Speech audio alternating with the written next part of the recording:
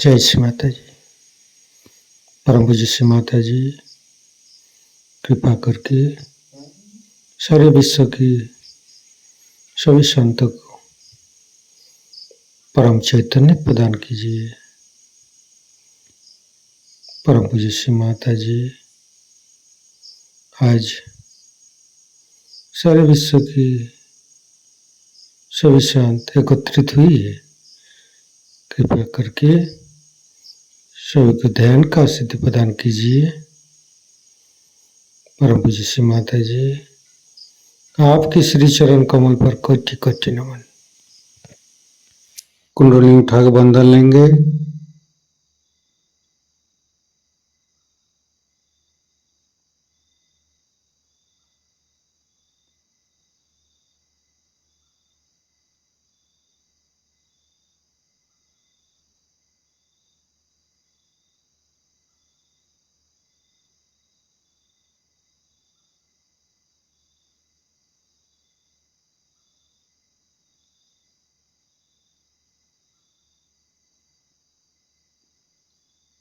तीनों महामंत्र। ओम तमेव साक्षात् श्री महालक्ष्मी महासरस्वती महाकाली त्रिगुणात्मिका कुंडली साक्षात् श्री आदिशक्ति माता जी श्री निर्मला देवी नमो नमः।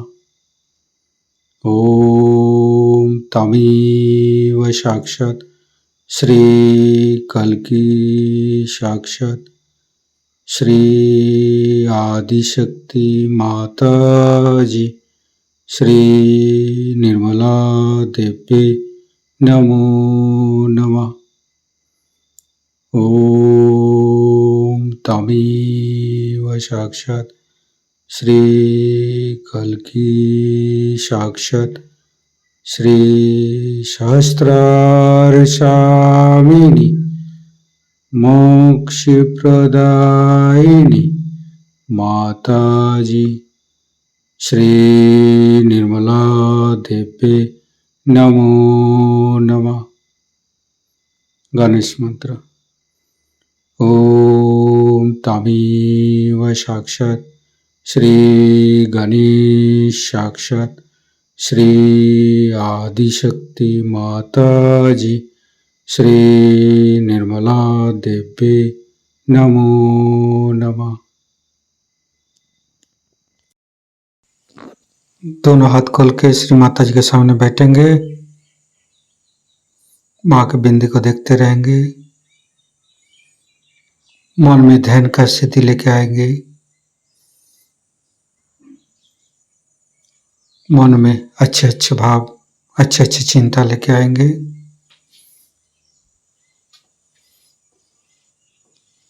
परम पूज्य श्री माता जी ये हृदय ये हमारी सांसें ये रोम रोम आप ही का तो दिया हुआ माँ। कृपा करके आप हमारे हृदय पर आइए और हमारे हृदय में माँ जगदम्बे के रूप में समस्त बाधाएं को समस्त रोगों को दूर कीजिए माँ।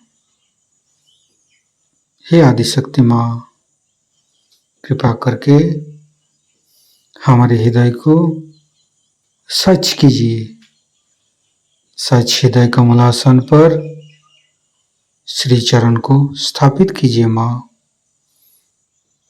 संपूर्ण चित्त अपना हृदय पर परम पूज्य श्री माता जी को देखते रहेंगे। हृदय के अंदर परम पूज्य श्री माता जी आपकी पूजा हमारे हृदय पर होने दीजिए माँ। हे आदिशक्ति माँ हम अज्ञानी हैं। हमारी अज्ञानता के बस में यदि आपकी शान के खिलाफ कोई गलती हुआ हो कृपा करके आप मुझे क्षमा कर दीजिए माँ। हे आदिशक्ति माँ, हमारे हृदय पर आइए। फिर धीरे धीरे चित्त को हम मूलाधार चक्र पर ले जाएंगे। लेफ्ट मूलाधार, राइट मूलाधार, मध्य मूलाधार देखते रहेंगे। हे भगवान, हे आदिशक्ति माँ, आप ही तो प्रभु गणेश है। कृपा करके हमारे शरीर की तीनों नाड़ी, सातों चक्र के अंदर समस्त दोषों को, समस्त रोगों को, समस्त बाधाओं को दूर कीजिए माँ। हे परमपिता परमेश्वर, हम कभी अतीत में चला जाते, कभी भविष्य में चला जाते, हमें मध्य में स्थापित कीजिए, हमें वर्तमान में स्थापित कीजिए माँ। संपूर्ण चित्त शरीर के मध्य भाग पर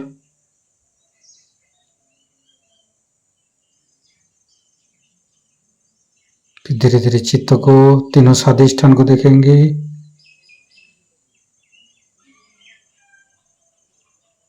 तीनों नाभि, लेफ्ट, राइट, मध्य। श्री माता जी, आप ही तो संतोष प्रदान करते हैं। कृपा करके हमें संतोष प्रदान कीजिए, हमें उदार बनाइए। फिर धीरे धीरे चित्त को लेफ्ट हृदय, आदिशक्ति माँ, आपकी परम कृपा में हम शुद्ध आत्मा है। कृपा करके हमारी आत्मा को परमात्मा के साथ जोड़िए माँ। हे आदिशक्ति माँ, आप ही तो शिव पार्वती है।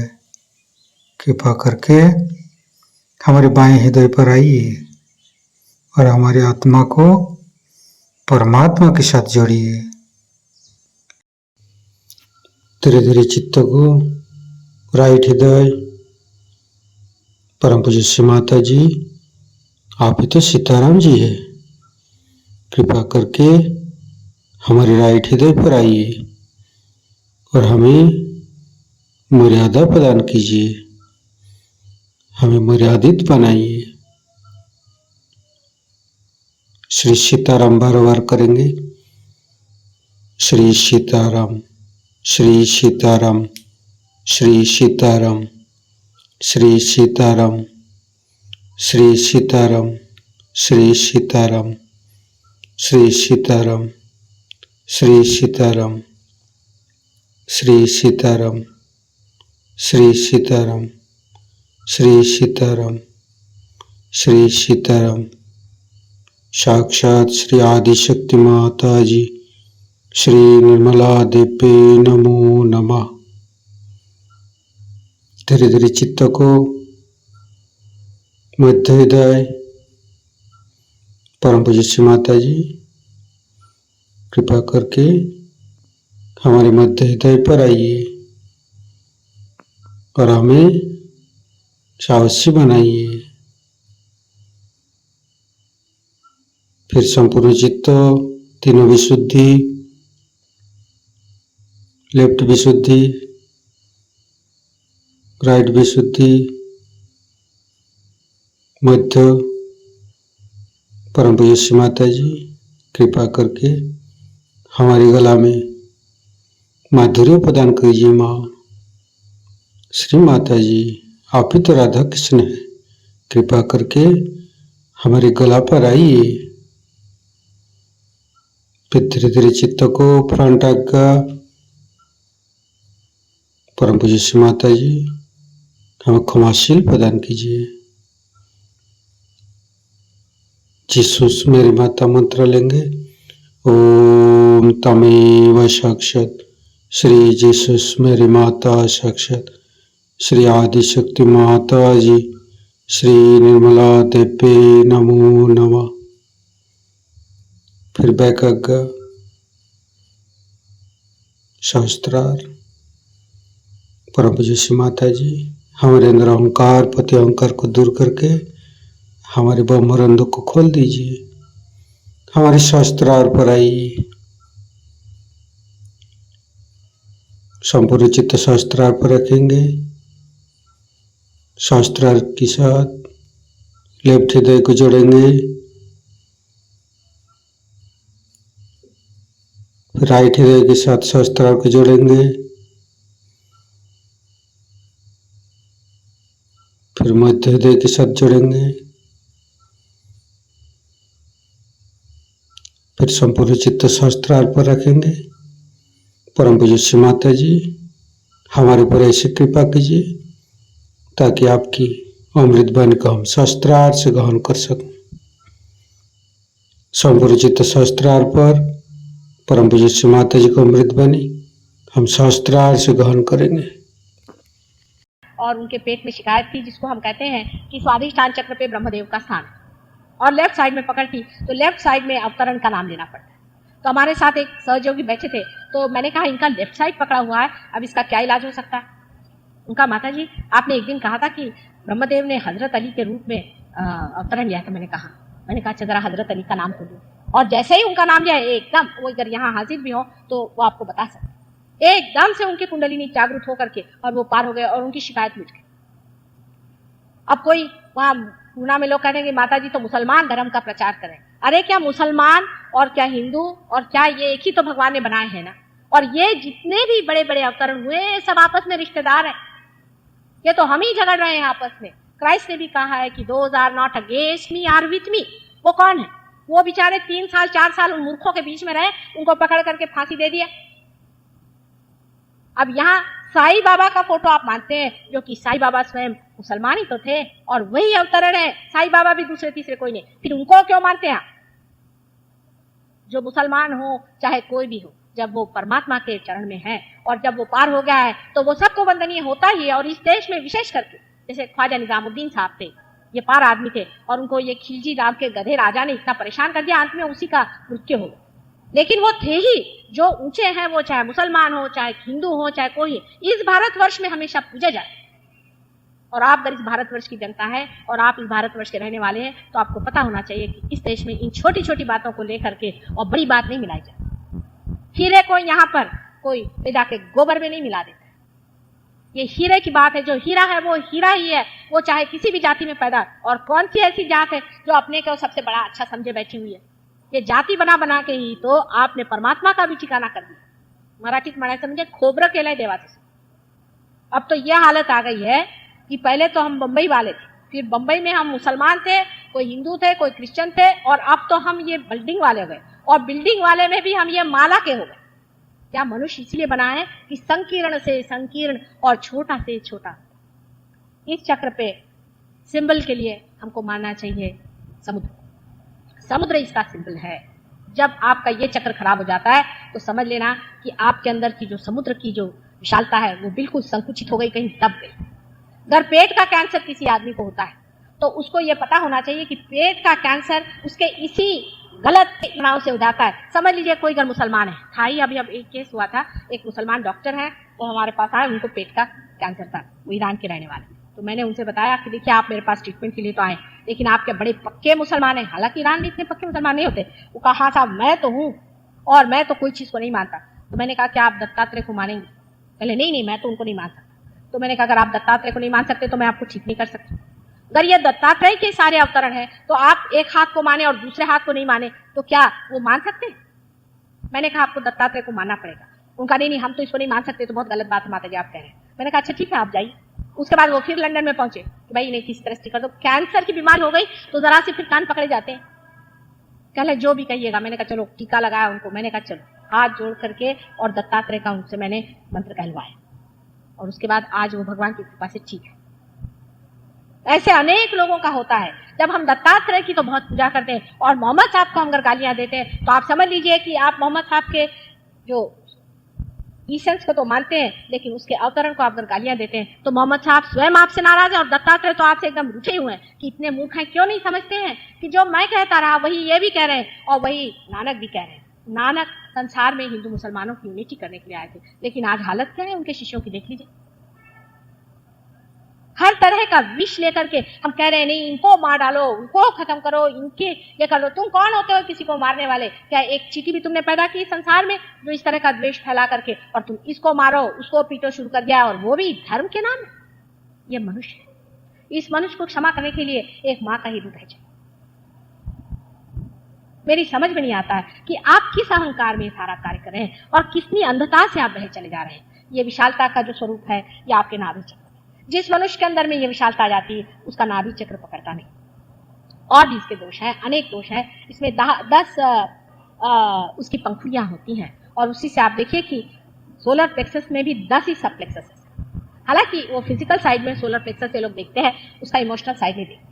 लेकिन नाभि चक्र बहुत ही महत्वपूर्ण है। आप किसी के घर खाना खाने जाते हैं, किस भावना से खाते हैं, क्या खाते हैं। अब राक्षस को आपको पहचानना तो वो जरूरत से ज्यादा खाता है, बहुत ज्यादा खाता है, और या तो वो बिल्कुल ही नहीं खाता है, भूखा ही रहता है, क्योंकि फिर वो भूत ही खाते रहता है मेरे ख्याल से कि पता नहीं क्या करता है। बहुत अति खाने वाला और बिल्कुल ही कम खाने वाला, दोनों ही आदमी ठीक नहीं, व्यर्थ बीच में जो जाए तो खाने के मामले में हमारे देश में बहुत ही ज्यादा लोगों को इंटरेस्ट है। घर जाते साथ बीवी से पूछेंगे हाँ भाई क्या बनाया बताओ। औरतें सवेरे से शाम तक यही सोचती रहेंगी कि शाम को क्या बनाए जिससे आदमी का अपना पेट पूरा बिगड़ जाए, वो घर में ही बैठा रहे, दफ्तर ही न जाए। खाने पीने का विचार अपने यहाँ जो बताया गया है कि खान पान स्वच्छता से, और ज्यादा नहीं खाना चाहिए, कम भी नहीं खाना चाहिए, ठीक से खाना चाहिए, इसीलिए बताया है कि आपका नाभि चक्र ठीक है। लेकिन जो वेजिटेरियनिज्म के पीछे में लोग हर तरह का प्रकार करते हैं, इसके लिए नहीं बताया, या उपवास के लिए नहीं बताया गया कि रात दिन आप खाने की बात सोचते रहे कि आज मैं क्या खाऊंगा, शाम को मैं क्या खाऊंगा, आज मेरा उपवास है, आज मैं क्या खाऊंगा, इसके लिए नहीं बताया। वास्तविक मैं तो सारे सहयोगियों से कहती बाबा उपवास नहीं, मेरे मन के विरोध में पड़ता है, मैं तो उससे प्रसन्न नहीं होती। हाँ, नहीं खाना हो तो कुछ और चीज खा लो, उसकी क्वालिटी बदल डालो। लेकिन जो उपास सवेरे से शाम तक आप सब आज उपास से बैठे हैं, वो लोग पार नहीं होते। मैं आपसे बता, अगर आप उपासड़े लोग होंगे तो आप पार नहीं हो सकते। ये जानना चाहिए कि उपास करने से अगर परमात्मा मिलता है तो अपने देश में तो एटलीस्ट 30-40% लोग तो ऐसे ही पार हो जाने चाहिए। इस तरह की बेवकूफी की बातें किसने बताई? उल्टा परमेश्वर ने जो दिया है उसको प्रसन्न चित्त हृदय से लगा करके आप खाइए और सुख से रहिए। इस तरह से जब आप रहिएगा, जिस तरह से आप कर कार्य करेंगे, तो आप देखिए कि परमात्मा भी आपसे प्रसन्न रहेंगे और सारा संसार भी आपसे प्रसन्न। लेकिन आप तो उस वक्त भी उपवास करते हैं जबकि परमात्मा का गौरव करने का समय, जब परमात्मा का गौरव करने का समय है उस वक्त आप क्यों उपवास करें? खाने पीने के मामले में और भी बहुत सारी हमारे यहाँ बातें कि हम लहसुन नहीं खाते हैं। लहसुन नहीं खाना चाहिए अगर आपका ब्लड प्रेशर लो हो। अगर आपका ब्लड प्रेशर हाई है तो लहसुन जरूरी खाना चाहिए। सब चीजों का एक एक नियम होता है। हमारे यहाँ तो एक जनरल चीज है कि वो उनके यहाँ मैं गई थी, वो हरा धनिया की पत्ती नहीं खाती तो मैं भी नहीं खाती। अरे भाई क्यों नहीं खाती? उन्होंने छोड़ दिया तो मैंने भी छोड़ दिया। माने जैसे कि हमने पहले तो बुद्धि को ही त्याग दिया। खाने पीने से परमात्मा नहीं मिलता है, उल्टे खाने पीने में इतना चित्त लगाने से जरूर परमात्मा छूट जाएगा। रात दिन खाने पीने में व्यस्त रहने से भी नाभि चक्र पकड़ता है। अब बहुत से लोग ये कहते हैं कि माता जी जिनको खाने को भी पूरा नहीं मिला वो परमात्मा की ओर कैसे जाए? ये प्रश्न सब लोग अपने देश में मुझसे पूछते हैं, और मैं जब बहुत लोगों से बोलती हूँ तो ऐसा शहरों में मैंने देखा, पर जब मैं गांव में जाती हूँ तो कोई भी ऐसा मुझसे प्रश्न नहीं पूछता। ये तो शहर वाले हैं जो कि खा पी के तरबेज है, वो पूछते। गांव वालों की तो कमाल ये है कि उनको अगर पता है कि हमारी मोटर इधर से जा रही तो पहले ही रास्ते पे वो लेते रहेंगे और मोटर रोक लेंगे और बस खटाखट पार होते हैं वो, क्योंकि उनके लिए उनको मालूम है कि खाना पीना ही सब कुछ नहीं है, खाने पीने से ही संतोष नहीं है, खाने से आगे कोई चीज है, क्योंकि उन्होंने भूख सही हुई और वो जानते हैं कि अगर भूखी सब कुछ चीज होती तो हम आज तक जीते नहीं। हालांकि उनकी दशा ठीक करनी चाहिए, वो आप लोगों को ठीक करनी चाहिए जो आज शहर में बैठे। लेकिन वो जब तक आप पार नहीं होंगे, जब तक आपकी शक्तियां जागृत नहीं होगी, आप वो चीज ठीक नहीं कर सकते। लेकिन एक बहाना ढूंढा जाता है, उसके पीछे में छिप कर कहा जाता है कि माता जी जब तक लोगों की दशा, आपकी दशा क्या है? आप तो मोटरों में घूम रहे हैं, खूब आराम से खा रहे हैं, और आप कह रहे हैं हम गरीबों की दशा अच्छी करें। अगर कोई भूखा आदमी मुझसे ऐसा आकर कहे तो मैं उस बात को मान्य कर सकता, लेकिन मैंने आज तक देखा नहीं कि कोई गरीब आदमी ऐसी बात उठाएगा। यहाँ पे कलवा से बहुत ही गरीब खानदान के लोग हमारे यहाँ, और जब भी आएंगे कोई ना कोई फूल लेके आएंगे। मैंने कहा क्यों बेटे इतना खर्चा करते हर समय? मुझे उनका बड़ा जी होता है, इतने प्रेम से आते रहते हैं और इतने प्रेमी लोग हैं। अभी मैं उनके यहाँ प्रोग्राम में गई तो जहाँ से मेरी मोटर से मैं गई हूँ उतने सारा रास्ता इन लोगों ने बत्तियां जलाई थी, और वहां पहुंची तो सारी बत्तियां, और इतने गाँव के लोग 1000 आदमी इतने प्रेम से वहां पहुंचे। मैं एकदम से मेरे तो जी भराया। मैंने कहा बेटे इतना तुमने क्यों खर्चा किया? हमारे व्यवस्थापकों से मैंने कहा बाबा इनका जो पैसा दे दो, इतना इन्होंने खर्चा किया, इनका पैसा दो। कहा माता जी हमने तो एक पैसा नहीं खर्चा किया, लोगों को पता हुआ कि आप आ रहे हैं तो ये साहब ने हमको ये भिजा दिया, उसने वो भिजा दिया, जिसका मंडप था उसने अपने आप लगा दिया, चलो माता जी हमारे आशीर्वाद कर। कभी मैंने देखा नहीं कि उन्होंने हमसे कहा कि हमें खाने को दो कि पीने को दो। माँ हमें परमात्मा दो। वो लोग मांग रहे हैं और आप लोग उस आड़ में भाग रहे हैं। आप जिस दिन पार हो जाएंगे, आप स्वयं इस चीज को पालेंगे, तो यही स्थान है जहां पर श्री विष्णु और लक्ष्मी जी का स्थान। और जिस वक्त ये जागरूक हो जाता है तब आपको आश्चर्य होगा। इन्हीं की बात मैं बताती हूँ जो कलवा के हैं। तो मैंने उनसे कहा कि भाई तुम रोज मेरे लिए एक हार लाते हो, तो इतना खर्चा करते हो, मुझे बड़ा दुख लगता है। और हमेशा मैंने देखा एक हार लेके वो आती है। मैंने कहा बेटे इसका पैसा तो बहुत लगता है, तुम मत लाया करो। नहीं माँ, कहने हम आपसे बता नहीं सकते, हमारे साथ एक बड़ा चमत्कार हो। मैंने कहा क्या? कहने लगे कि हम पार हो गए। उसके बाद दूसरे दिन सवेरे हमारे पास एक आदमी आया और वो कहने लगा, एक सिंधी आदमी आया और कहने लगा कि आपकी जो जमीन है ये बहुत ही बढ़िया है और ये जमीन की जो मिट्टी है वो इससे हम ईंटें बनाएंगे, क्या तुम हमें ये बेचोगे? और कहने लगे वो हर रोज मिट्टी उठा के ले जाते और हमें बहुत सारे रुपए देते। उनके अंदर की लक्ष्मी जब जागरूक हो गई तो पैसा को क्या, पैसा मानी संपत्ति आपके अंदर आ जाए। अगर आप पार हो जाए तो आपके अंदर स्वयं साक्षात लक्ष्मी जागरूक होगी। आपके यहाँ बहुत से सहयोगी वो बता सकते हैं कि जिनकी नौकरियां नहीं थी उनके पास भी पैसे की भरमार हो। उसकी वजह यह कि आपके अंदर की लक्ष्मी जागरूक होना चाहिए। अब लक्ष्मी का मतलब पैसा नहीं होता, लक्ष्मी का मतलब संतोष। मनुष्य के अंदर वो एक तरह से संतोष आता है। मैं देखती हूँ करोड़ोंपति लोग मेरे पास आते हैं, करोड़ोंपति लोग, लेकिन कहते माता जी हमारे जरा आइएगा आप हमारे घर में, हमारे यहाँ वो बिजनेस खुल रहे हैं, आपके आशीर्वाद से अच्छा चलेगा। अभी भी उनको ये लगा है कि अभी और रुपया है। और मैंने कहा आपके इनकम टैक्स तो ऐसे ही पड़ रहा है, काहे को बिजनेस और खोल रहे हो, उसे और परेशानी होगी। कोई बात नहीं माता जी, वो तो हम इंतजाम कर लेंगे। ये पैसा नहीं होता। पैसा का मतलब है संतोष। पैसे का मतलब है लक्ष्मी का स्वरूप। लक्ष्मी स्वयं माँ है। लक्ष्मी के एक हाथ में दान, एक हाथ में आश्रय, दो हाथ में कमल। दो हाथ में कमल है माने जिस आदमी के पास लक्ष्मी है वो कमल जैसा प्रेम और गुलाबी कमल है, प्रेम का द्योतक होता है। उसके घर में आप जाइए तो एक तरह की उसके अंदर कोजीनेस होनी चाहिए। उसके घर में आप बैठिए तो उसके अंदर से प्रेम उमड़ना चाहिए। उसको मैं रईस मानती हूँ जिसका घर हमेशा खुला है।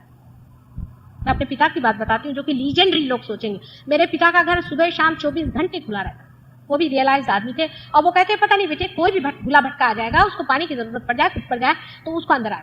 और हमारे फादर क्या कभी चोरी नहीं, कभी नहीं। और हमारे घर के जितना भी सामान था वो सारा कम्युनल था, माने जितनी कारपेट्स थी वो आपकी बाहर जाती थी, बिछती थी लोगों के लिए और उसी में उनको आनंद आता था। फिर यही नहीं याद रहता था कि किसको दी थी कारपेट पिछले शादी में। उनका सारा ही सामान बाहर घूमते रहता था और वो कभी कभी घर पे आ जाता था और ज्यादातर वो घूमते रहते, कहते भाई उनके घर गया वहां से उठा लो, उनके घर गया उनके यहाँ से उठा।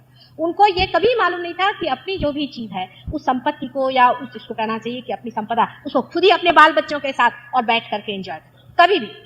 और वही बात मैं आज देखती हूँ कि अगर आज हमारे कैपिटलिस्ट लोगों में ये बात दिमाग में आ जाए कि ये हमारे अकेले एंजॉय करने की चीज नहीं है लेकिन सारे समाज को बांट के खाए, तो ये सारे प्रश्न समाज के एकदम टूट जाए। उनको लक्ष्मीपति होना चाहिए, पैसा वाला नहीं होना चाहिए। पैसे वाले को कोई नहीं पूछता है, उसको कोई भी नहीं जानता है, उसके बच्चों को तक कोई नहीं मानता है जब तक आप समाज में वितरित अपने होते नहीं। और सहजो ये पूरी तरह से कैपिटलिज्म है क्योंकि आपकी पूरी शक्ति जागरूक होती है और पूरी तरह से कम्युनिज्म है क्योंकि इसका वितरण करना। यही है जिसमें कि दोनों चीजें मिल जाती हैं और ये आपके नाभि चक्र के जागृति से होता है कि मनुष्य पूरी तरह से इस शक्ति को एकत्रित कर ले और पूरी तरह से शक्ति को जब तक वितरित नहीं करता। आप जैसे कल मैं यहाँ 11:15 बजे तक थी और एक साथ 10 बजे आकर माँ आप घर जाओ, तुमको बहुत देर हो रही, लेकिन मेरे अंदर इतना ज्यादा कल वाइब्रेशंस का जोर था कि मैंने कहा कि नहीं ये तो बांट ही के जाऊंगी, नहीं तो मैं तो यहीं खड़ी खड़ी देती रही। अब मेरे घर में बच्चे भी कहते हैं कभी कभी 2-2 बज जाते हैं, 3-3 बज जाते हैं, मुझे कभी थकान ही नहीं आती। रात दिन मुझे इसे मजा आ रहा है कि मैं देती ही रहूं क्योंकि मैंने बहुत पाया है और इसीलिए मैं देती हूँ। अगर मैंने पाया नहीं होता तो मैं नहीं देती, लेकिन मैंने अनेक चीजों में पाया और इतना पाया, इतना भरपूर पाया कि पूरे तरह से मैं देना ही चाहती। ऐसा आदमी जब उसकी जागरूक हो जाती है लक्ष्मी जी शब्द को आप समझे, मैं पैसे की बात नहीं कर रही क्योंकि पैसा बड़ी घिनौनी चीज है, लेकिन लक्ष्मी साक्षात देवी जी हैं। जब ये लक्ष्मी आपके अंदर जाग जाती है ऐसा आदमी चमकता है। एक भी आदमी ऐसा कहीं हो उसको जन्म जन्मांतर तक लोग याद करते हैं, उसको बार बार याद करते हैं, अरे वो है, वो आदमी है। जैसे कि हम अपने पिता का आपसे बता रहे हैं, जब उनकी मृत्यु हो गई उसके बाद मेरे भाई की शादी, हम देखते हैं कहीं से घी चला रहा है, कहीं से कुछ चला रहा है, कहीं से कुछ चला रहा है। हम लोगों के समझ में नहीं आ रहा था कि ये सब लोग कौन ला रहे हैं। हमने कहा कि भैया क्या, कहने अरे आपके पिताजी वो तो एकदम भगवान थे, उन्होंने तो हमारा ये बच्चे को बचा लिया, उन्होंने तो हमारा ये कर दिया। रात दिन वो रत रहते थे दुनिया। उसी तरह के आप भी हो सकते हैं अगर आपकी नाभि चक्र जागृत हो जाए, आप में एक कॉन्फिडेंस आ जाए। उसके ऊपर में साइड में ये जो है नीचे में ये स्वादिष्ठान चक्र है। इस चक्र में श्री ब्रह्मदेव का स्थान है और इससे आप सृजन करते हैं, विचार करते हैं, आगे की सोचते हैं।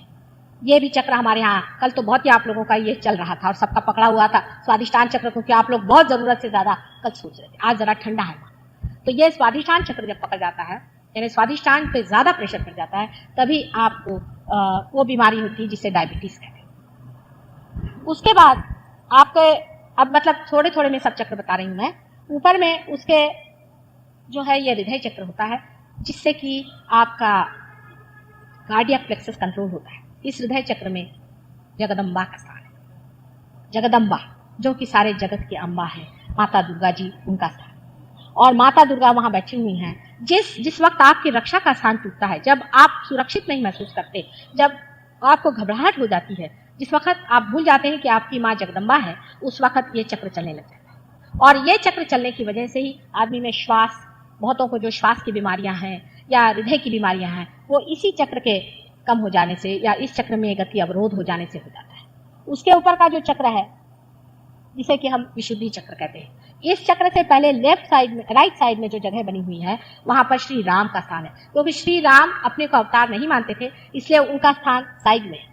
अब आप जानते हैं कि विष्णु जी ने 10 अवतार लिए थे, और 10 अवतार लेते वक्त उनका जो एक अवतार राम का हुआ, वो उस जगह पहुंचा, वो भी हमारे अंदर है। जितने भी अवतार हुए हैं, ये हमारे लीडर्स हैं, और ये लीडर्स हमारे अंदर आकर के हमें मार्ग बताते हैं। और यही जो बीच का पथ है, जिसे हम सुषुम्ना नाड़ी कहते हैं, यही वो महालक्ष्मी का पथ है, और जिससे हमारी उत्क्रांति होती है, इवोल्यूशन होता है। और यह जो हमारे 10 अवतार विष्णु के हुए हैं, वो बिल्कुल हमारे इवोल्यूशनरी 10 स्टेजेस हैं।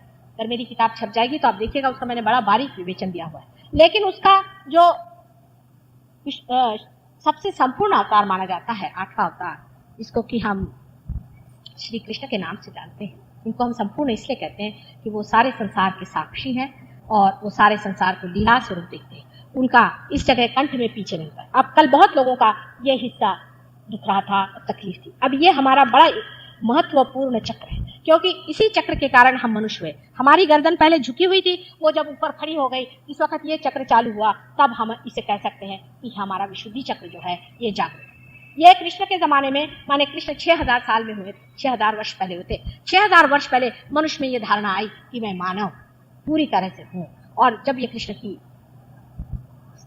चेतना सब पहली, तब पहली मर्तबा डिप्लोमेसी का सेंस है। कृष्ण ये डिप्लोमेसी का अवतरण है, डिवाइन डिप्लोमेसी का अवतरण है। राजकारण के बिल्कुल पूरे सूक्ष्म से सूक्ष्मतर सारे ही मार्ग जानने वाले श्री कृष्ण। उनकी गीता कुछ नहीं पर पूरी डिप्लोमेसी। गीता पे बड़े आख्यान लोग देते हैं, मुझे आती हंसी। मैंने कल आपसे कहा था कि इसमें तत्व कितना है, इन लोगों ने जाना नहीं। 1-2 शब्दों में मैं आपको गीता का सूत्र बता दूं और आप इसे देखिए। गीता में कृष्ण ने सहजयोगी बताया। उसने कहा कि इसे तू अपने अंदर खोज। यही कृष्ण ने अर्जुन से कहा, पर अर्जुन था आप ही विजय कर समझ लीजिए। और उसने कहा कि भाई तू कह रहा है कि परमात्मा को खोज, और इधर कह रहा है कि तू युद्ध में जा। उन्होंने कहा था तू साक्षी स्वरूप हो पहले, और उसके बाद युद्ध में जा, तो युद्ध भी तू साक्षी रूप से देखेगा, जिससे कोई मरेगा नहीं और कोई जिएगा नहीं। लेकिन अर्जुन के समझ में नहीं आया, तो इन्होंने अपने बाप का नमूना है, इसे कहते हैं, मैं तो इसको कहती हूँ कि बाप का तरीका, कि एक लड़का है बाहर बैठा हुआ और गाड़ी में, और खूब जोर से हंटर से मारा है और घोड़ा पीछे। बाप बाहर आता है और कहता बेटे घोड़े को आगे कर ले, तभी चलेगी तेरी गाड़ी। तो लड़का कहता है कि ये कैसे, मैं तो गाड़ी को मारूंगा। तो बाप कहता है अच्छा मारते रहे, लेकिन चित्त घोड़े पे रखना। इसी तरह इन्होंने 2-3 एब्सर्ड कंडीशंस कृष्ण ने डाल दी और सबको बेवकूफ बनाया हुआ। लेकिन मैं माँ हूं तो मैं आपको असली बात बताऊंगी, असली बात नहीं बताऊंगी, लेकिन मैं घोड़ा भी आगे करूँ, क्योंकि कृष्ण है ना, वो जानता है अपने लड़कों को कैसे ठीक करना चाहिए। और इतने 6000 वर्ष से उसने आप सबको ठीक किया ही। पहले तो उसने कर्मयोग में आपको पकड़ लिया। उसने कहा कि जो भी कर्म करना है करते रहो, लेकिन परमेश्वर आपसे छोड़ो। ये एब्सर्ड कंडीशन, ये हो ही नहीं। ये एब्सर्ड कंडीशन कहना कि तुम वो जो भी कर्म करना चाहो करते रहो, ये हो नहीं सकता है। क्योंकि आप आगे देखिएगा कि अपने मस्तिष्क में ईगो और सुपर ईगो नाम की 2 संस्थाएं हैं, जिससे हम एक अंडाकृत हो गए। हम टूटे हुए नहीं हैं, और इस वजह से जो भी कार्य करते हैं उसमें हमारा ईगो जरूर इन्वॉल्व हो जाता है। जब कोई भी कार्य करते हैं ईगो हमारा बनता है, हर एक कार्य से हमारा ईगो निगड़ित हो जाता है। हम अंदर से ही वो ईगो हमारा बनता है, और वो है ही, मेरा मतलब अहम भाव से नहीं है, पर अहंकार जो हमारे अंदर में बैठा हुआ है, जो हमसे कार्य कर रहा है, वो हमारे अंदर है। लेकिन जब ये टूट जाता है, जब हमारे अंदर से वाइब्रेशंस बहते हैं, तो लोग कहते हैं कि बह रहा है, आ रहा है, जा रहा है, जग रहा है, हो रहा है। कोई ऐसा नहीं कहता है, कोई भी ऐसा नहीं कहता कि हम कर रहे हैं, मैं दे रहा हूं, मैं कर रहा हूं, ऐसे कोई भी नहीं कहता। जब आदमी टूट जाएगा तभी वो ऐसा अकर्म में उठ सकता है जो कृष्ण ने कहा है, जो कि एब्सर्ड कंडीशन। वही कि घोड़ा तो पीछे रख और आगे मारते रहे, तो बाद में 6000 साल बाद तो जानेगा कि ये गलत है। अब बहुत से आदमी क्या कहते हैं, हमने तो सब कर्म परमात्मा पे छोड़ी। झूठ, हो ही नहीं सकता जब तक आप टूटिएगा नहीं, ये होता नहीं। इस सत्य को जब आपने मान लिया कि नहीं होता है, तभी आप टूट भी सकते। जब टूटने के बाद आप कहते हैं हो रहा है, जा रहा है, कर रहा है, बन रहा है, अपने आप घटित होता सब कुछ दिखाई देता है। ये जब हो जाता है तभी हो सकता है। दूसरे भक्ति पर भी देखिए, उनकी मैं आपको एक छोटी सी बात बता दूं। भक्ति के बारे में उन्होंने कहा कि पुष्पम फलम तोयम, जो भी दोगे वो हम ले लेंगे। वो तो ठीक है, ले लीजिएगा, और देते वक्त क्या करिएगा? देते वक्त कृष्ण कहते हैं कि तू अनन्य भक्ति कर, अनन्य। अब देखिए, अनन्य शब्द जो भी संस्कृत जानते हैं वो जानेंगे, जब दूसरा कोई नहीं होता। माने जब आप पार हो गए, जब आपकी बूंद सागर में मिल गई, तब भक्ति कर, अनन्य भक्ति। अब एब्सर्ड कंडीशन देखिए कैसी जोड़ दी उन्होंने। अब इसका सूत्रपात हमें नहीं लग पाता, बड़े बड़े लेक्चर्स देने से नहीं होता। यही है क्योंकि कृष्ण जानता था कि बगैर डिप्लोमेसी के ये मनुष्य की जो उल्टी बिठाई हुई खोपड़ी पता नहीं कब बैठी थी, वो कब थी। लेकिन मैं तो मां हूं, मैं आपसे बताऊंगी नहीं बेटे, झूठ है। पार हुए बगैर कोई काम नहीं होना, पहले पार हो ले। तेरे साथ मैं भी मेहनत करने को तैयार हूं। जब तक तू पार नहीं होगा मैं तेरे साथ लगी रहूंगी, लेकिन तू पार हो, क्योंकि एक मां है। कृष्ण का स्थान हमारे विशुद्धि चक्र, और विशुद्धि चक्र से ही ईगो और सुपर ईगो दोनों ही संस्थाएं यहां तक आती हैं, और उसके बीचों बीच यहाँ पर जिसको कहना चाहिए कि आज्ञा चक्र महाविष्णु का स्थान है। और महाविष्णु का वर्णन हमारे यहाँ देवी भागवत में बड़ा सुंदर किया गया है। महाविष्णु का अवतरण इस संसार में हुआ है, जो कि जीसस क्राइस्ट के नाम से संसार में, और उसका सबसे बड़ा मुख्य तत्व है क्षमा। जीसस क्राइस्ट कोई मानव नहीं, उसने क्रिस्त की जो बात है, क्रिस्त जिसे कहते हैं, क्रिस्त शब्द कृष्ण से आया है। कृष्ण का मतलब होता है कृषि करने वाला। राम इस सारे संसार में चल के गए, उन्होंने जमीन को पावन कर दिया। कृष्ण ने आकर के यहाँ कृषि की, यहाँ पर उसने बीज डाला। उन्होंने अपने गोकुल के उसमें जो रास रचाया, ये सब सहयोग का उन्होंने बीज डाला। और कृष्ण का नाम ख्रिस्त के तरह से जिसने दिया, जो उसकी माँ थी मेरी, दूसरी तीसरी कोई नहीं थी, पर स्वयं राधा जी। इसका वर्णन आप चाहें तो आप लोग देवी महात्मा में पढ़ सकते हैं, जो मार्कंडेय स्वामी ने लिखा। मार्कंडेय जैसा मार्मिक और मार्कंडेय जैसा सूक्ष्म दृष्टि वाला तो दूसरा बेटा ही मिलना मुश्किल। दूसरा उसके मुकाबले में हमारे शंकराचार्य, वो भी क्या कमाल के, पर वो इतने अभिभूत है माँ पर कि वो माँ के ही वर्णन में, लेकिन कमाल का वो भी, मैं तो आश्चर्य करती हूँ कि एक हाँ हूँ कि सब चीजों का उन्होंने ऐसा वर्णन करके रखा कि मैं स्वयं ही आश्चर्यचकित हूँ कि ये सब इन्होंने कैसे जाने। इन दो महान लोगों की बहुत ही बड़ी चीज है, मार्कंडेय स्वामी और श्री शंकराचार्य। और ये भी अवतरण ही, जो हसन और हुसैन नाम से बाद में आए और जो बुद्ध और महावीर के नाम से रहे, वही एक ही अवतरण इन तीनों चीजों में। ये सारा इंटीग्रेशन आज आपको मैं समझा रही हूँ और बता रही हूँ, क्योंकि आज आप हॉल में बैठे और मेरी बात सुन रहे हैं। ईसा मसीह के जमाने में तो 3 साल के अंदर के में पकड़ करके आप ही जैसे इंटेलेक्चुअल्स ने उसको फांसी दिया। आज मुझे कोई फांसी नहीं देगा, इतना मैं जानती हूँ। हालांकि काफी मुझे परेशान लोग करते हैं, उसका कोई हर्ष नहीं, और फांसी भी दे दें तो मैं देखती हूँ कि अब मुझे कौन फांसी देगा। ईसा मसीह ने अपने क्रूस से अपने माँ से एक बात पूछी थी, mother where is your son, और फिर मुंह मोड़ के उससे भगवान से पूछा वेयर इज माय मदर। ये बड़ा भारी उनका सेंटेंस है। बहुत बार आप लोगों को जब आज्ञा चक्र की पकड़ होती तब ख्रिस्त से मुझे पूछना पड़ता है। तो बड़ी सूक्ष्म चीज, बड़ी सूक्ष्म संवेदना है। उस वक्त में वो एक खेल खेल गए, एक नाटक खेल गए, और उसी में उन्होंने कृष्ण की बात तय की और समझाया कि नैनम छिदन्ति शस्त्राणि नैनम दहति पावका, शरीर वो उठ करके रेजरेक्शन। जब तक उनका रेजरेक्शन नहीं हुआ था, उनके शिष्य लोगों ने मार जान आफत कर 2500 बीमारों को लेके आए, इसको ठीक कर उसको ठीक कर, कोई उनकी कोई बात नहीं मानता। जब उनका रेजरेक्शन होते देखा तो अवाक रह गए कि ये कैसा शरीर उठ करके चले, क्योंकि उनका शरीर स्वयं साक्षात प्रणव से बना है और वो गणेश जी का ही अवतार। किसी के बाप के ईसा मसीह नहीं थे जो कि हम कहें कि हम ही बड़े ईसाई बने हैं, और किसी के बाप के गणेश जी भी नहीं है। जब तक आप गणेश जी के नहीं हैं, आपका गणेश जी से कोई संबंध नहीं। और अगर आप गणेश जी के हैं तो श्री कृष्ण भी आप ही के साथ है और सभी आपके साथ हैं, क्योंकि those who are not against me are with. सब एक ही संस्था में, सातों की सातों संस्थाएं आपके साथ खड़ी हुई। इसके अलावा इन 2 चक्रों पे खड़े हुए हनुमान जी, दो नाड़ियों पे खड़े हुए हनुमान जी, और भैरवनाथ जी भी आपकी मदद करते हैं। उसके ऊपर आप देखिए कि आज्ञा चक्र पे मैंने आपको महाविष्णु का अवतरण बताया, ईसा मसीह।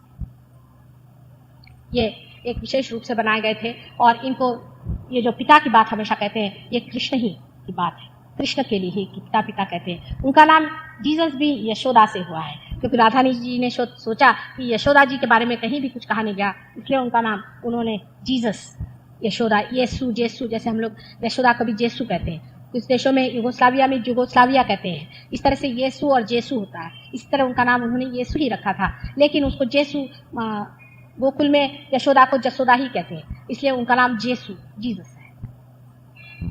जीसस हमारे ही अपने कृष्ण के इकलौते एक बेटे, जो राधा जी ने वैकुंठ में उनको पैदा किया था, एक अंडर रूप से, एक विशेष रूप से, और उनको विशेष रूप से श्री कृष्ण ने एक बड़ा भारी वरदान दिया था कि मेरे अर्पित जो कुछ भी होगा उसका 16वां हिस्सा बेटे मैं तुम्हारे लिए निछावर करता हूं, और तुम मेरे से ऊपर प्लेस्ड होगे और सारा संसार तुमको आश्रय माने। और ये लोग क्रिश्चियन बनाने जो निकले, इनके बाप दादे और परदादे भी कभी नहीं समझ सकते कि ईसा मसीह कौन था। ये तो पढ़ने को भी तैयार नहीं, देखने को भी तैयार नहीं है कि हमारी संपदा में और हमारे धर्म पुस्तकों में और हमारे बड़े बड़े महान लोगों ने कितना ईसा पे काम किया हुआ, और वो आज भी हमारे लिए पूजनीय है। आपको आश्चर्य होगा कि लंदन में यीशु मसीह पे आजकल इतना गंदा एक पिक्चर बनाने की कोशिश कर रहे हैं कि यीशु मसीह का उनके माँ से बुरा संबंध था। ऐसा अपने देश में कोई हिंदुस्तानी बर्दाश्त नहीं कर सकता, चाहे वो ईसाई हो चाहे नहीं। ये कैसे वहां बर्दाश्त हो सकता है? अमेरिकन देख सकते हैं, इंग्लिश देख सकते हैं, जर्मन देख सकते हैं, लेकिन हिंदुस्तानी एक भी आदमी ऐसे पिक्चर में नहीं जाएगा और सारा देश खिलाफ खड़ा हो जाएगा। हालांकि हम लोग कोई ईसाई नहीं, ये हमारे देश की पवित्रता की भावना है, और इन्हीं छोटी छोटी बातों से हम लोग बंधे हुए हैं। अभी मेरे शिष्य आए हुए हैं लंदन से, वो कहते हैं आप लोग कितनी छोटी छोटी चीजों पे चलते हैं, आपके यहाँ कितना प्रोटोकॉल चलता है, आपके यहाँ किस तरह से किसी को बहन मान लिया। अभी कोई हमारे पड़ोसी थे, तो मैंने कहा ये मेरे दामाद के बड़े भाई हैं। उनका इनके तो बड़े भाई हैं क्या? आप तो कह रहे थे वो एक ही लड़का। मैंने कहा वैसे हमारे यहाँ कहा जाता है। उनकी ये समझ भी नहीं आता हमारे छोटे भाई बहन कैसे तरह से हमारी सोसाइटी बनी है, किस तरह से हमारा समाज सुंदरता से बना हो। इसको तोड़ो, इसको खत्म करो। उनसे सीखने का कुछ नहीं, मैं आपको बताती हूँ, उनसे कुछ भी सीखना। उन्होंने थोड़ा बहुत पैसा इकट्ठा कर लिया, लेकिन अपने को बिल्कुल नर्क के गर्भ में उतार दिया। आप लोग उनसे कुछ मत, आपकी संस्कृति को बचाइए, बहुत जरूरी है। ये सारे संसार को बचाने वाली संस्कृति मैं आपसे बताती हूँ, और इसके बड़ी पीछे में बहुत अनेक वर्षों की तपस्या और अनेक वर्षों की पवित्रता, बड़े बड़े महान लोगों की लगी हुई है। और इसको आप ऐसे ही मूर्खता से न, इसके बारे में आप पढ़ना नहीं चाहते तो मत पढ़िए, लेकिन इसको समझने की कोशिश करें। इसके ऊपर में आप जो सबसे ऊंचा सहस्तार है जिसको कि तोड़ा जाता है, इसमें कलकी का अवतरण है जो कि कलेक्टिव कॉन्शियसनेस को लाता है, जो कि सारी समग्रता को लाता है, और सारा के सारा पूरा संसार का जो भी नक्शा है उसको एक सूत्र में बांधता है। वो ऊपर में कलकी का अवतरण है।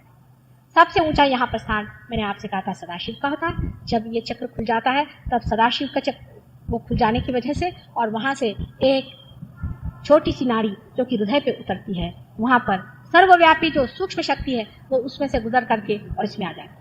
आपको समझाना हो तो ऐसे समझ लें कि अगर आप यहाँ पर बैठे हुए हैं तो यहाँ हर तरह का चित्र है और हर तरह का गाना चल रहा है, लेकिन आपको सुनाई नहीं दे रहा। आप अगर यहाँ रेडियो लगा दें तो आप गाना सुन सकते हैं, आप टेलीविजन लगा दीजिए तो आप देख सकते हैं, लेकिन सब चीज सूक्ष्म में फैली हुई आपको नहीं मिलता। उस सूक्ष्म को पकड़ने वाली शक्ति जब आपके पास हो जाएगी तभी आप उसे पकड़ सकते हैं। अब सिर्फ आपको करना इतना है कि इस चीज को आप पालें।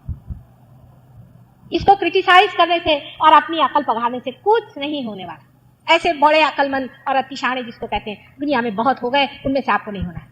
आज ही एक साहब से मैंने बताया कि एक वो कोल्हापुर में एक गधे जी हैं, वो मेरे पीछे पड़ गए, मेरी जान को लगे, मैं क्या करूं। उनका माता जी हर एक संतों का ऐसे, हर एक संत के पीछे में कुछ न कुछ 1000 तो ऐसे ही दुष्ट पैदा हुए हैं और ढोंगी लोग पैदा हुए हैं, और उनके साथ में और हजारों लोग उसके पीछे पड़े, उसके जान को लगे। मैंने कहा चलो मेरे को तो आज के लिए मच्छरों जैसे लगते हैं, उससे ज्यादा उसका मतलब है, लेकिन आप लोग कम से कम समझदारी रखें, क्योंकि मेरे लिए और कुछ नहीं, मेरे लिए सिर्फ यह है कि मेरे बच्चे, मेरे जो कुछ आज गिरी कंदरों में अनेक वर्षों से, हजारों वर्षों से खोज रहे थे, वो आज यहाँ बैठे हुए हैं, वो इसे प्राप्त करें। मेरे पति कभी कहते हैं कि तुम ये सब क्या कर रही हो, इतनी क्यों मेहनत करती हो, तो मैं कहती हूँ मैं संतों की सेवा कर रही हूँ। तो कहते हैं मुझे तो कोई संत नहीं दिखाई देता। तो मैंने कहा ये आजकल मॉडर्न टाइम्स है तो सब सूट बूट पहन के आते हैं, लेकिन है संत। अगर संत नहीं होते तो मेरे दरवाजे क्यों, ये संत ही है। और इसीलिए मैं अपने को बड़ी भाग्यशाली नहीं समझती हूँ कि इतने संत हैं। और आपसे सच बताऊं, मैं अपने से इस वक्त बहुत संतुष्ट हूँ कि कभी भी किसी भी जन्म में, अनेक अवतरण में मैंने कभी भी इतना कार्य नहीं किया, और कभी भी इतने लोग पार नहीं मेरे हाथ से। क्राइस्ट के भी कोई भी डिसाइपल्स एक भी पार नहीं था, और हर तरह कोशिश करने से भी बहुत लोग कम पार होते थे। आज ऐसा बड़ा सुंदर समय है कि जब इतने लोग हाथ से पार हो रहे हैं। सिर्फ जरा सा आप इसमें जम के बैठिए, इसमें थोड़ी बैठक चाहिए। आप जानते हैं संगीत के लिए भी बैठक चाहिए, फिर परमात्मा का संगीत सुनने के लिए तो थोड़ी सी बैठक चाहिए। आप ही को आनंद आएगा, आप ही को सुख आएगा, आप ही से पाएंगे।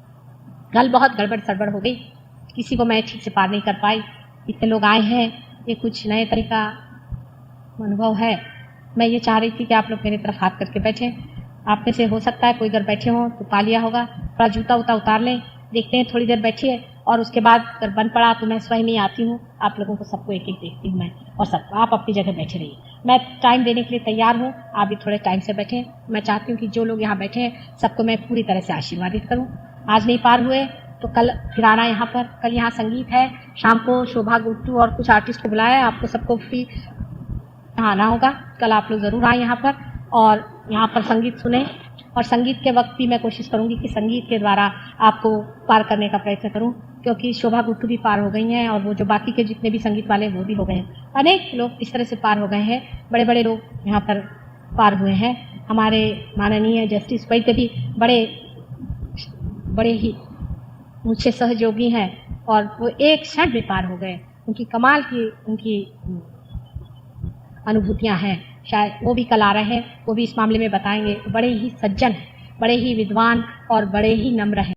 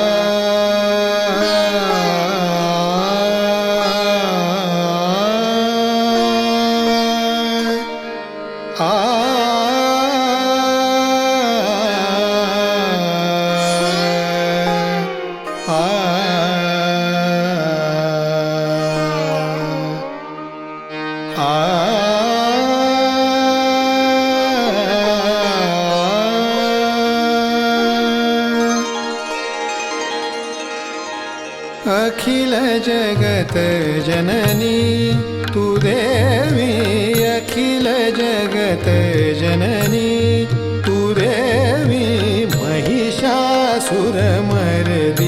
भवतारिणी, महिषासुरमर्दिनी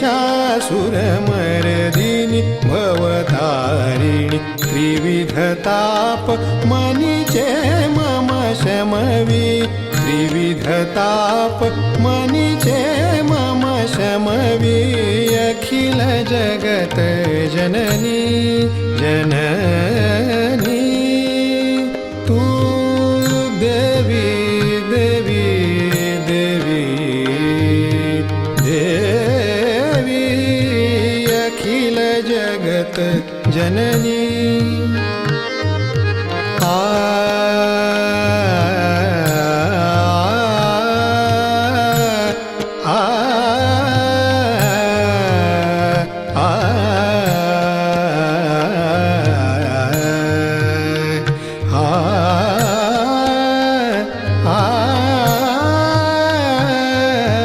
अखिल जगत जननी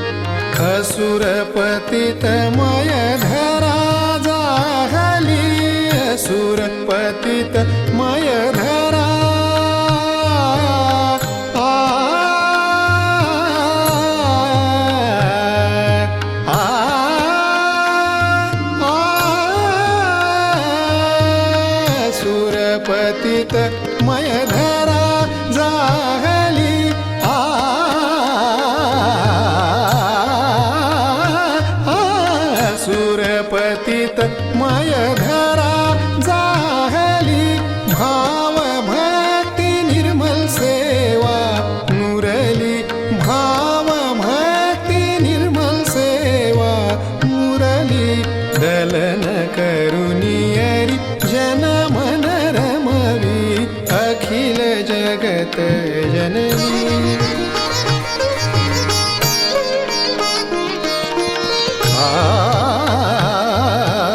अखिल जगत अखिल जगत जननी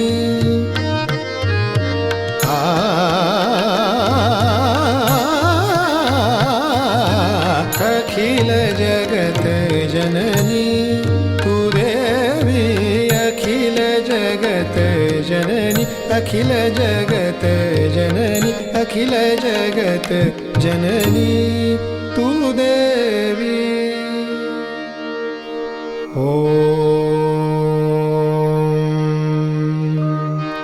त्वमेव साक्षात् श्रीजगदम्बा साक्षात् श्री आदिशक्ति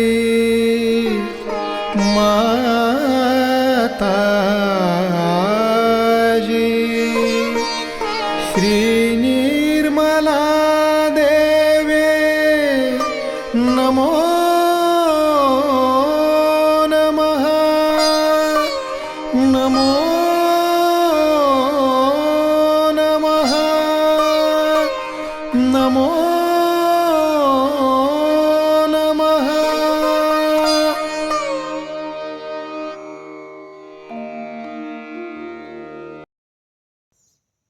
संपूर्ण ध्यान का स्थिति, निर्विचारिता का स्थिति। इस स्थिति पर परम पूज्य श्री माता जी का परम चैतन्य अनुभव करते हुए परम चैतन्य की वर्षा अनुभव करते हुए थोड़ी देर रहेंगे। प्रे करेंगे परम पूज्य श्री माता जी, आज का एवं अमृत ध्यान पर आपने जो हमको परम चैतन्य अनुभव कराया, इसके लिए मैं आपको कोटि कोटि नमन। कुंडली उठा के बंधन लेंगे।